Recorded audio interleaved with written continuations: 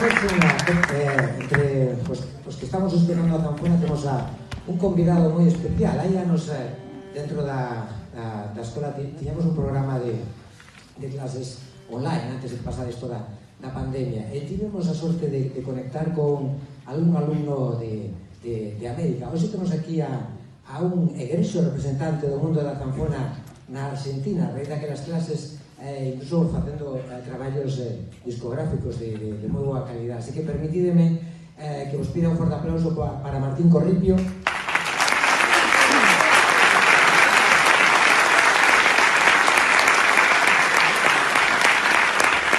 E ahora sí, vamos a hacer esta versión de Pasacruelas de Mente.